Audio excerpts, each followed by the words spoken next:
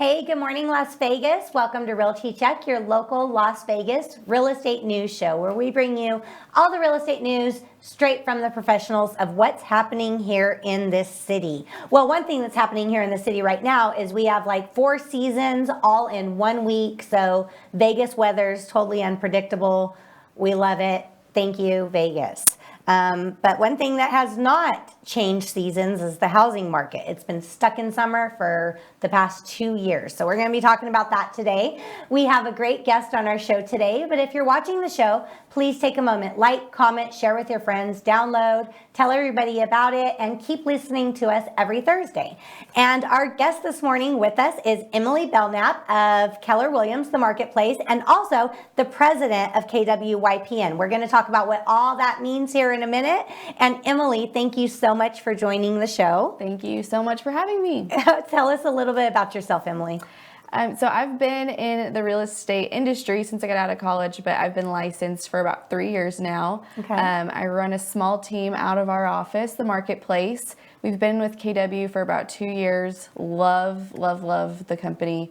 And I have recently stepped into the president role for KWYP, which is a segment of KW. It's our Young Professionals. The Young Professionals Network. So what is that? Before we start talking about inventory and all the real estate stuff that we're going to get into, tell me, what is KW Young Professionals?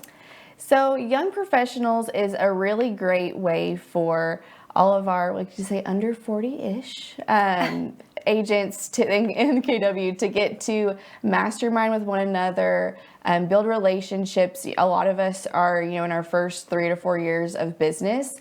So there's a lot of hurdles and a lot of lessons to be learned. So it's been a great way for us to kind of link arms with each other. Because real estate can get a little lonely sometimes. It's so much competition. That's one of the things our office has always been really good at, is having, open doors, and everybody is so nice to share what's working for them and help people through hurdles that they're facing. But this gives the young professionals a place to kind of let that outlet out and build their business. That's wonderful. Yeah. And is it about how many people do you have here in Vegas in your division? So our chapter, we're less than a year old, so we're sitting at 31 members right now. That's pretty awesome. Yeah, we're actually the 10th largest in all of Keller Williams right now. Oh, wow. Congratulations. Yeah, thank you. That is wonderful. And great to have the president on our show, so we're very excited about that. That's wonderful. And if you are under 40-ish out there and you're in the real estate industry and you really need that network, reach out to Emily. She's definitely going to be a great resource for you. And I agree with you. Real estate sometimes can be lonely because, it's I don't really feel that so much in our company, but I see it with a lot of other people out there. You are kind of just, you're alone out there. There's a lot of competition, and sometimes it feels like sometimes the better you're doing, the more people just don't want anything to do with you, right? Yeah. So they want to not like you for whatever reasons. I'm sure that happens in every industry, but we see it a lot in real estate. Yes. Yes. So very competitive. What's also competitive in real estate right now is the housing market. So much. So competitive. So our inventory numbers, we run single family inventory numbers. And I know you were with me yesterday. You were with us yesterday when we were going over these charts and stats of what's happening. And it's mind blowing every time we look at these numbers. But what we're at today, current single family home inventory is 1887. And that's the number for this morning. And over the last 7 days, we've had 189 price reductions. So with these current numbers that we're seeing, what struggles, what obstacles are you having out there when you're working with people?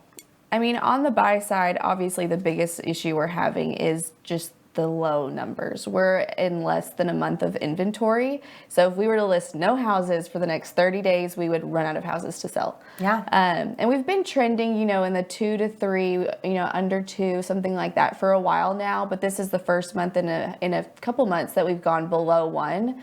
So there's always a little bit of stress on the buy side when that comes time. That's why it's important to have a really great agent. Mm-hmm. I know me and you have both discussed having, finding off market, having to get very, very creative for our buyers to make it work. And so I do think that's probably the biggest, I mean, I'm sure you would agree, the biggest struggle that we're seeing. Oh yeah, absolutely. And our sales numbers every month when we get the reports from the LVR, our sales numbers have been dropping.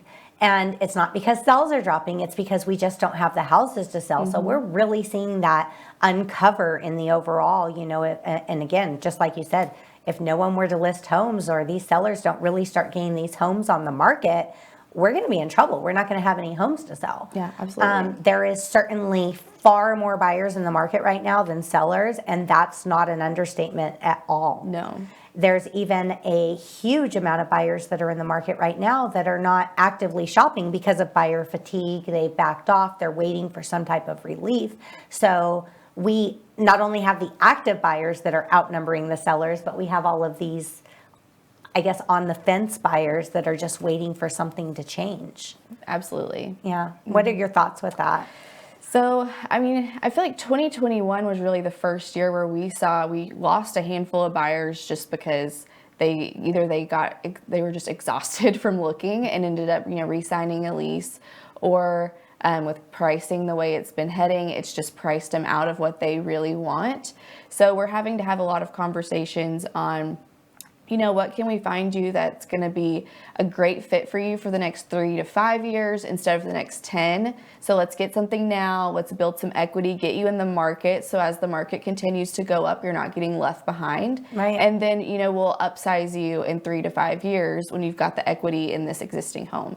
Yeah. So I feel like that's probably the biggest conversation we're having. I know interest rates are a little all over the place right now. We're going to talk about that in a minute. Yeah. So that's been a lot of the, we're having to do a lot of educating around that, because even though they're a little higher, they're still very, very low. I bought my first house in 2018 and I was like in the high fours, So high fours? That was very low. Well, Yeah. well, no, 2018. Yeah, Yeah. Absolutely. Yeah. Yeah. And so I'm like, this is still good. Even though we might be headed out of the threes, it's still a really, really great time to buy. Yeah, no, absolutely. And with rent prices, I don't think that rent prices or home prices, I don't think that they're going to go backwards. And we hear this constantly, where if there was right now everything's crazy. And one of the struggles that we're having right now is these loan types such as like FHA, VA.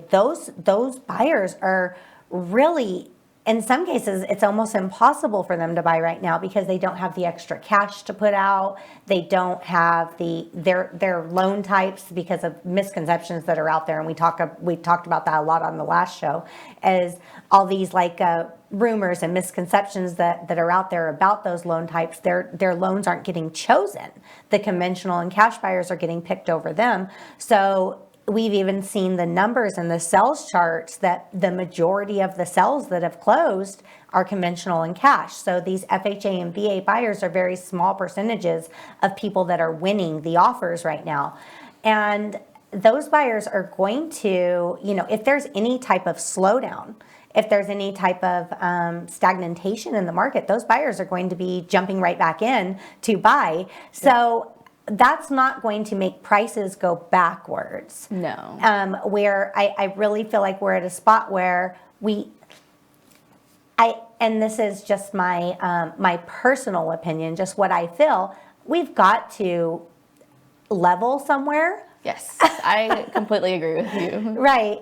But even all the data and all of the economic forecasts that we're seeing are saying that prices are still going to increase this year. Right. Yeah, we can't keep throwing double-digit appreciation numbers forever. And we've thrown them for a few years in a row now, which is, always makes us, I think as realtors, we get a little nervous when that happens. But the biggest issue we have is, back in 2008, when everything kind of stopped, we stopped putting new homes in the market. And then we got so behind by the time builders started building again. And then you pair that with, after the whole debacle that was 2020, we're having so many people relocate for the no income tax. So we're behind on homes, where our population is rapidly growing. So when you put those two things together, it's going to be a hot minute before we really see any sort of negative movement in our industry, at least here, I think. Yeah, I agree with that. And I also think that when it comes to new construction and new builds,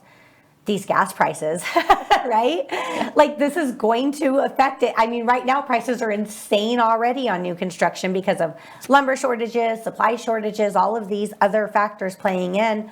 Gas prices are going to affect those prices as well. So new construction is going to be very expensive. Absolutely. Well, and new construction now I feel like is taking so much longer than it used to. Yeah. Now there's certain communities where used to, it'd be like 6, maybe 7 months you could build a single family home. Now you're looking at 8 months, 10 months. I went to one the other day, it was 18 to 24 because there was some custom pieces in the house. And it's crazy. Buyers are having a hard time wrapping their mind around, I'm putting a deposit on something that I'm going to move into, at the end of 2023 or maybe early 2024 at this point. Or yeah, I know in their contracts it says, oh, we can have 2-year delays. And that used to be like, no, that's never going to happen. And now we're like, well, yeah, it could happen. Mm-hmm. Yeah. So we're just in really weird territory right now. So it's different. And I so miss the days where, we were out shopping with a buyer and none of the resale homes really fit everything they want. And you're like, hey, let's go look at these model homes. And boom, everything was just easy. There was lots, there was incentives. There was incentives. Yeah. They were like, oh, and we'll pay all your closing costs. It's like those days are gone. And we have, I don't know if you do, but I have buyers that will contact me that are like family members of previous buyers that, I'd worked with that happened and, all these different things. They're like, oh, let's just do new construction. And I'm like, no, it's not what it used to be. I'm sorry. That has changed. That ship has done sailed. Mm-hmm. So yeah, that's definitely a struggle that we're seeing out there as well.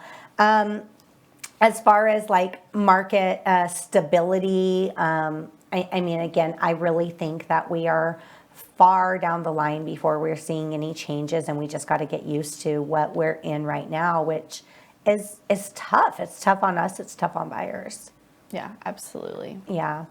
One thing that has changed, gas prices are not the only things that have changed in the repercussions of the war in Ukraine, but one thing that has changed is rates dropped. So we've got all this news going out all year and before 2022 started of rates are going to increase, they're going to go up, and then something happens. And this is just an indicator of how unpredictable real estate can be, right? It can change in just a second. Yeah, a month ago they were like, we're going to be at 5 by the end of the year. And now they're like, maybe not. Maybe we'll hit 4. Yeah. So, I mean, gosh, when COVID hit, we got down to 2. Mm-hmm. So anything, and that's when I'm talking to clients, this is something I always say is like, we have the numbers, we have the charts, we have the data that can show you what's going on, the market we're in today, right?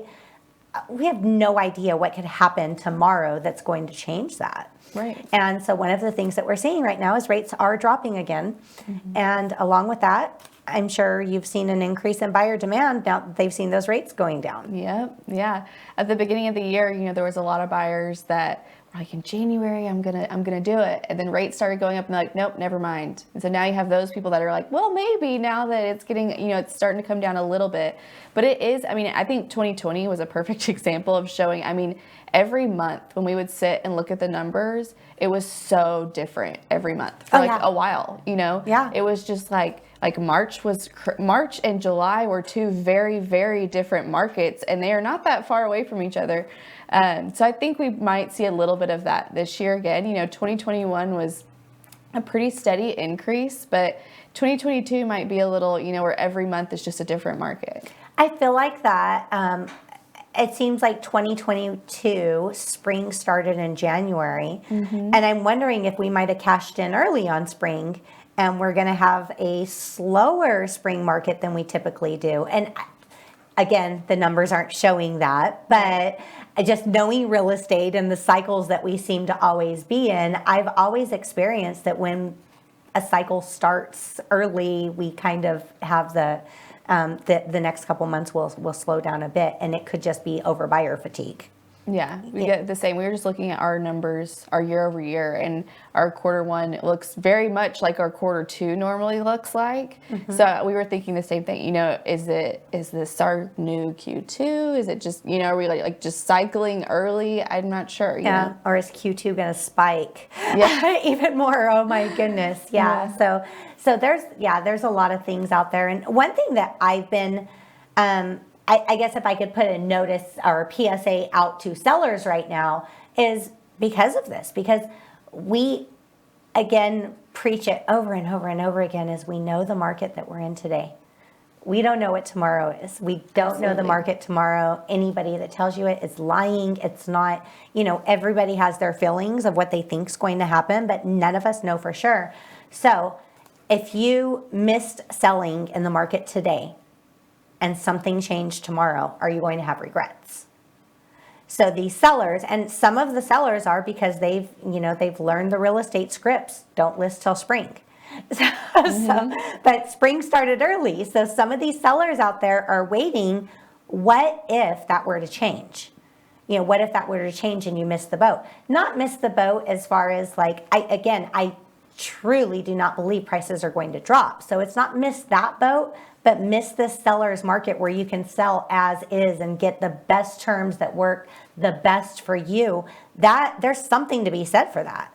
Absolutely. And I feel like we saw that at the end of 2021 last year. We saw steady appreciation the entire year, but there was for a minute, the market kind of shifted. Yeah. There was, all of a sudden everybody decided to list their homes, and we went through where we were all so exhausted from seeing, 15 plus offers on all of our listings and figuring out how to sort through that, to all of a sudden it was like literally 2 weeks later, it was like 2 or 3. And so that will happen. I think that's the biggest thing that will fluctuate, not necessarily, like we both agree we don't anticipate seeing a drop in prices, but I could 100%, especially with the way our inventory is looking right now, see us have a couple months where all of a sudden we do list a lot at one time. A lot of homes. So even though you're still going to get a good number for your home, it's the terms, it's what the what escrow looks like, all of those things, that's what's going to change. Yeah. So sweat less about we already know you're going to get a good number. That's a given, but it, depending on when you list, is going to depend on, are you getting the lease back you want? Are you getting, do you get to do as is? Are we going to have to do a request for repairs and things like that? Your terms, absolutely. And I had experienced that with some sellers last year. There was just people that were just slow on listing for whatever reason. And then once they seen that the market started to slow down, then then everyone wants to list because they don't want to miss the boat. And then these houses are listed and they're like, where's all these offers? My neighbor said they got so many offers and that was just last month. Well, now between now and last month, things changed and these offers are asking for different things. And isn't it crazy how quickly buyers adapt and change that? I'm like, wow, is there a playbook out there that we don't see? It's so quick because then all of a sudden the buyers get picky. Whereas in months like this, they're like, I don't care, just give me a house. Any type of shift, and they're like, oh no, I don't like the color of the carpet. And so that is so just mind-blowing to me how quickly that changes. And it can be over a matter of days, and it's just shifted. So yes, that is a very important thing to get out there to sellers. Not that prices will drop, but it's going to definitely change the terms, and the terms can cost you money. Absolutely. And it can affect your situation, such as lease backs and things like that, because we all know that contingent upon sell addendums right now, I haven't even seen an offer come in with that, and I don't even think anybody would dare in this market because it's not going to happen. So we have to get creative with things like lease backs. That is definitely something that is changing. Another thing, prices across the whole country are rising. It's not just here in Vegas. And there is a statistic out there, 1 out of every 12 homes in the U.S. is over $1 million. That's crazy. Isn't it crazy? Yeah. It is very crazy. It is crazy. So the price points are so much higher. And is it a trend? I don't know. I just feel like, buyers are not going to be able to have home ownership if $1 million is the starter home price. Right. One of the things I'm curious if we'll see again is, I don't know if you remember the down payment assistance program that Hope Brings You Home. Oh yeah. Yeah. That paid everything. Yeah. Yeah. It was like 20 grand. And then it went away during COVID. Yeah. So it showed up for the first time in 2018. It lasted like maybe 5 weeks. It was quick. And then we didn't see it again. And then we saw it right before everything shifted in 2020. So I would be curious if something like that, maybe we could see that in 2022 to kind of help. Because we are having, while we're selling all the homes we have, when you look at the amount that are owner occupied versus investor, we've got to give, something's got to give for our, especially the first time home buyers to get to finally get their foot in a home. And there's something that, so there's still funds in that HOPE program. I don't know when they're going to release them, but there are still funds. They've got to do something with that money at some point in time.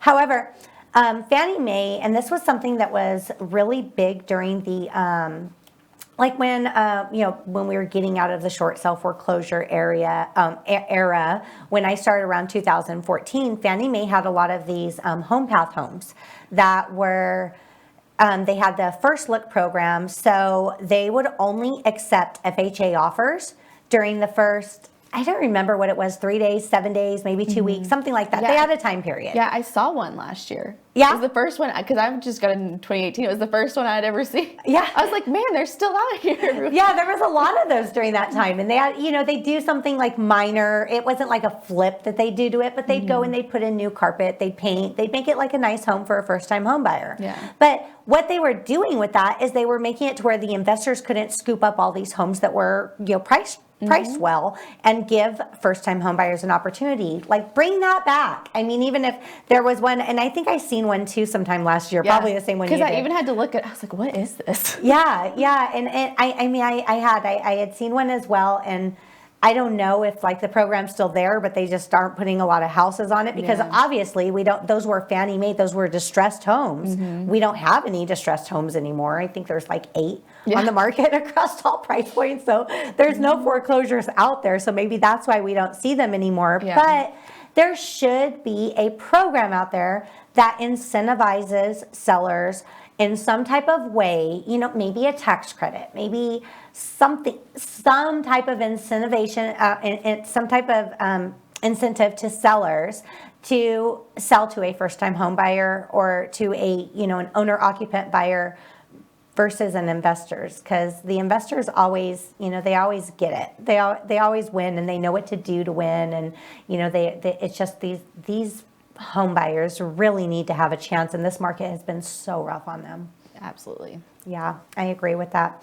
So, and not talking about, well, before we get into the next subject, one more thing that was an interesting statistic that I seen is across the U.S., homes are selling on an average of 8% above the list price. That's crazy. Yeah. So when you're making those offers, sometimes that, $1,000 over list price isn't going to make it. Yeah. So we're really seeing those numbers increase. And one other thing is, there's homes that get listed at 300,000, 315, anything like that, and I have some buyers that are like, oh, I want to make an offer, but I don't want to go over 320. I'm not seeing any of those homes go in contract. Even if they're listed at 300, they're not going in contract under 350.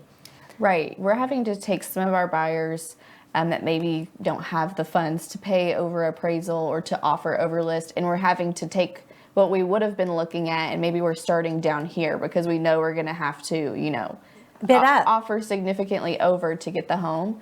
And that was definitely something we had to walk a couple buyers through recently. Yeah. And you guys have a lot of open houses. How are those? Are they flooded? They are.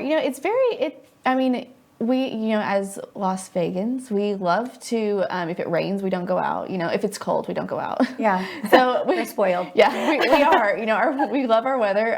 So as long as it's been, a nice, sunny, not cold, windy, rainy day, we have actually, for the first time, because that was a big piece of our business before 2020. And then, we did maybe one open house in all of 2020 because it took a while for things to shift, for us to be allowed to do them again.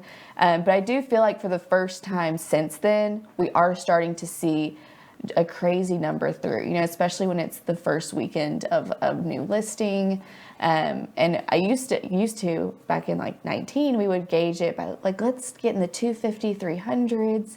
And now it's like, let's get in the 350, 400s. And you're still seeing the same amount of traffic just because things have grown so crazy. Yeah. Those are the starter homes. I'm serious. I remember just thinking, 200,000 when I started in real estate, 200,000 was median price range for a home. And you could literally get a single family home in Summerlin for 200,000. Not anymore. You can't get a condo in Summerlin for 200,000. You can't. I've looked. You can't. There's no such thing. It's just so. I just looking back and looking at it, it's like, wow, who thought we'd be here? We have a little bit of noise out there, but we're okay. Michael Jackson's residence. So one of the homes that are listed in Las Vegas right now, Michael Jackson's previous residence. He didn't own the home, it was a rental. Right. Mm-hmm. So that home is on the market right now, and I didn't put the price. I think it was $8 million. I want to say it was like 9.5, maybe. 9.5, something. yeah. It's somewhere in that neighborhood. It's a lot of money. It is. It's a lot of money. However, it is a 17,000 square foot house with no HOA, 10-foot tall walls, and former residents of Michael Jackson. And Michael Jackson was paying rent. So when you hear renters complaining about high rent prices, I know, I saw. His rent was only running $50,000 per month on this home. So definitely a great investment opportunity because that was quite a few years ago. So you can turn around $50,000 passive income every month. There you go. This house is actively on the market, so either of us could absolutely set you up a tour, show you the home. We do have to have proof of funds or pre-approval letter of some type of sort to be able to schedule a showing. However, it is a pretty amazing 17,000 square foot home that Michael Jackson used to reside in right here in Las Vegas, off of like Sahara Rainbow area. Yeah. That little pocket of custom homes over there. So yeah. People, if you're shopping for something unique and something definitely nostalgic, that is definitely got a good story with it. Absolutely, but it is not the Neverland Ranch, so don't get that one confused. So, Emily, it was so great having you on the show today. Yes, thank you so much again for having me. Yes, thank you. And how do people reach out to you if they want to schedule this tour at this home? The best way to reach me is probably through Instagram. I've gotten pretty big on Instagram. It's my go-to. Right. So my Instagram is Emily Belknap Realtor. Super easy. Or anytime you're ever at the marketplace, that's where me and Trish are. Yeah. And then my number for my team is going to be 702-670-1690. So on that, the generations, I'm not that much older than you, but I am definitely older than you. Quite a little bit. There's a gap there, right? But your go-to is Instagram, so my go-to is Facebook. But isn't that so? It's such an indicator. I knew that. I was like, oh yeah, she's younger, so it's gonna be Instagram. And me, I really don't even. If you look on my Instagram page, I'm not active much at all on there because I'm the opposite. My Facebook is an opposite. Yeah, Facebook I'm on all the time, always responding, always doing everything. And Instagram, it's good thing Facebook auto populates my posts. So if I'm not talking back to you on Instagram and you're talking to me, don't get offended. It's just because I'm old. No, I'm just joking. So if you guys want to reach me, phone number is 702-308-2878. Trish Williams, Keller Williams Marketplace. And tune in every Thursday, 9:30 a.m. right here on Realty Check. We're always going to be bringing you the real estate news and following whatever's happening out here in the market. So keep track and keep listening. Like, comment, share. If you download our show on iTunes or Amazon or Spotify or iHeart or any of those places, you'll just get automatically notified every Thursday when we post another show. So keep on watching, and we'll see you guys next week.